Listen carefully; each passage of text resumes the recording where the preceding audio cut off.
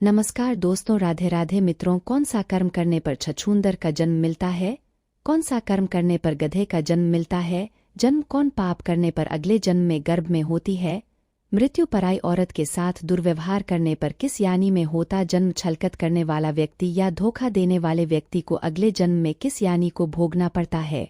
गुरु और बड़े भाई से गलत आचरण करने पर किस यानी में होता है जन्म? मित्रों, इसी प्रकार के 21 कर्म और इसके आधार पर मिलने वाला अगला जन्म हम इस वीडियो में चर्चा करेंगे। मित्रों, अगर इसी प्रकार के सवाल आपके मुंह में है तो यकीन मानिए आप सही वीडियो पर क्लिक किया है। इन सभी प्रश्नों के जवाब आपको इस वीडियो में मिलने वाले हैं।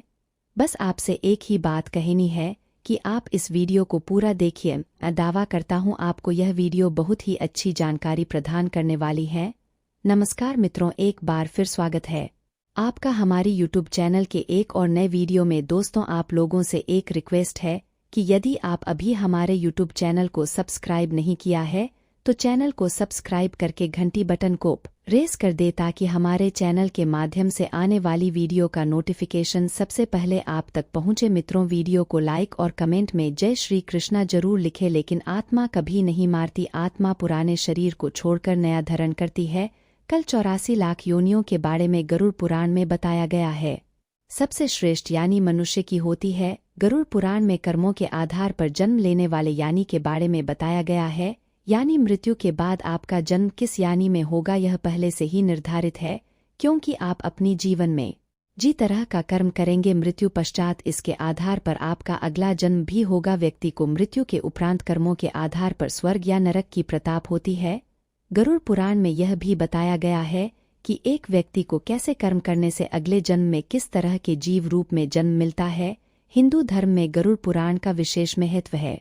इन्हें भगवान विष्णु का अंश माना जाता है और गरुड़ पुराण में भगवान विष्णु और उनके वहां के बीच हुए संवाद का विस्तृत उल्लेख किया गया है। इसमें भगवान विष्णु ने बताया को अपने जीवन में कैसे कार्य करनी चाहिए जिससे उसे हर पाठ पर सफलता प्राप्त होती है और मृत्यु के उपरांत मोक्ष की प्रताप होती है। साथ ही इसमें मूल सिद्धांत यह बताया गया है कि व्यक्ति को इस जन्म में किया गए कर्मों के अनुसार ही फल की प्रताप होती है। इसके साथ यह भी बताया गया है कि उसे अगले जन्म में किस प्रकार के जीव के रूप में जन्म होगा। आए जानते हैं, महिलाओं से दुर्व्यवहार करने वाला गरुड़ पुराण में बताया गया है कि व्यक्ति महिलाओं का शोषण करता है या उनसे दुर्व्यवहार करता है वह अगले जन्म में भयानक रोग से पीड़ित हो जाता है। अति जो गुरु की पत्नी से दुराचार करता है उसे कुष्ठ रोग का सामना करना पड़ता है। गरुड़ पुराण के अनुसार दूसरे की पत्नी से संबंध बनाने वाला व्यक्ति घर नरक में जाता है, फिर वहां उसे पहले भेड़िया फिर कुत्ता और अंत में बगुला की यानी प्राप्त होती है। तब जनों के बाद अंत में उसे मनुष्य यानी मिलती है। साथ ही बड़े भाई का अपमान करने वाले व्यक्ति को कांच नमक पक्षी के रूप में जन्म लेना पड़ता है। कहानी नहीं, 10 वर्षों तक उसे इसी यानी में रहना होता है, फिर उसे मनुष्य तन की प्रताप होती है। धोखा देने वाला गरुड़ पुराण के अनुसार छलकत करने वाला व्यक्ति या धोखा देने वाले व्यक्ति को अगले जन्म में उल्लू के रूप में जन्म मिलता है। साथ ही झूठी गवाही देने वाला व्यक्ति अगले जन्म में अंधा पैदा होता है। गुरु से दुर्व्यवहार करने वाला जो व्यक्ति गुरु से दुर्व्यवहार करता है या उनकी बातों की अवहेलना करता है उसे भगवान के अपमान के समाज पाप झेलना पड़ता है। साथ ही यह भी बताया जंग में जल से रहित वन में ब्रह्मा रक्षा के रूप में विचारण करता है। साथ ही बड़े भाई का अपमान करने वाले व्यक्ति को कौन नमक पक्षी के रूप में जन्म लेना पड़ता है। इतना ही नहीं, 10 वर्षों तक उसे इसी यानी में रहना होता है, फिर उसे मनुष्य तन की प्रताप होती है। हर समय भगवान का नाम लेने वाला जो व्यक्ति हर समय भगवान का नाम लेता है और उनकी उपासना करता है उसे सभी चिता से मुक्ति मिल जाती है। साथ ही जीवन के अंतिम रानों में भी जो राम का नाम जपता है वह जन्म मृत्यु के चक्र से मुक्त होकर मोक्ष प्राप्त कर लेता है। माता पिता या किसी अपने का दिल दुखाने वाले उन्हें प्रताड़ित करने वालों को अगला जन्म जरूर मिलता है, लेकिन पैदा होने से पहले ही गर्भ में उनकी मृत्यु हो जाती है। किसी जीव की हत्या करने वाला गरुड़ पुराण में बताया गया है कि जो व्यक्ति किसी गे की हत्या करने वाला व्यक्ति नरक की आत्माओं को भोगने के बाद अगले जन्म में मूर्ख और कुब्राजन लेता है।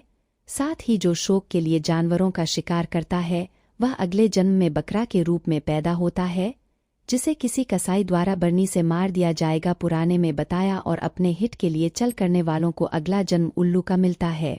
पशु पक्षियों को परेशान करने वाले व्यक्ति अगले जन्म में कसाई हाथे चढ़ना वाला बकरा बनते हैं। गौ हत्या भ्रूण हत्या महिलाओं की हत्या करना महापाप माना गया है। ऐसा करने वालों को अगले जन्म में चांडाल यानी प्राप्त होती है। स्त्रियों का शोषण उनके दुराचार करने वाले अगले जन्म में कुछ रोगी बनते हैं। वही गुरु का निराधार करने वाला व्यक्ति अगले जन्म में नरभक्षी के रूप में पैदा होता है, जिसे जन्म से मृत्यु तक कई तरह के कष्ट झेलना पड़ते हैं। अन्य की चोरी करने वाला चूहा, जल की चोरी करने वाला जातक, शहर चुराने वाला मधुमक्खी बनता है। अगर कोई मृत्यु के समय भगवान का नाम लेता है तो वो मुक्ति के मार्ग पर अग्रसर हो जाता है। इसलिए शास्त्रों में कहा गया है कि मरते समय राम का नाम लेना चाहिए। इस कर्म से बनते हैं।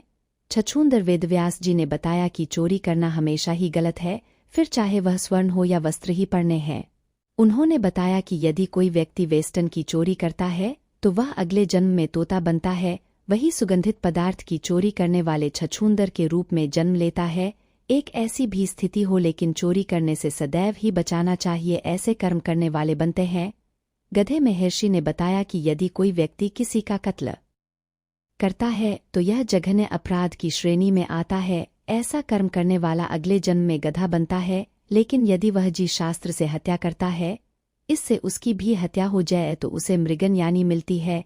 इसके बाद वह मछली, कुत्ता और बाघ बनता है। लेकिन इन योनियों में भ्रमण करने के बाद वह मनुष्य यानी में जन्म लेता है। ऐसे कर्म करने वाले बनते हैं मनुष्य। वेदव्यास जी ने बताया कि जो व्यक्ति सदैव दूसरों की मदद करता है, पशु पक्षी और अन्य जीवन पर दया करता है, जरूरतमंदों की मदद करता है और निस्वार्थ भावना से संचित धन का उपयोग धार्मिक कार्यों में करता है, तो ऐसे व्यक्ति अगले जन्म में मनुष्य यानी में ही जन्म लेते हैं। साथ ही समाज में अच्छे कार्य करके दूसरों को लाभान्वित करते हैं। लेकिन धन के प्रति आसक्त मनुष्य अगले जन्म में सांप यानी में जन्म लेते हैं। दोस्तों, वीडियो के अंत में आप लोगों से रिक्वेस्ट है कि अगर आपको यह वीडियो जरा सा भी अच्छा लगा हो तो मेरे चैनल को सब्सक्राइब, वीडियो को एक लाइक करके कमेंट में जय श्री कृष्णा जरूर लिखे। मिलते हैं एक नए वीडियो, एक नई जानकारी के साथ। मित्रों, वीडियो को पूरा देखने के लिए बहुत बहुत धन्यवाद।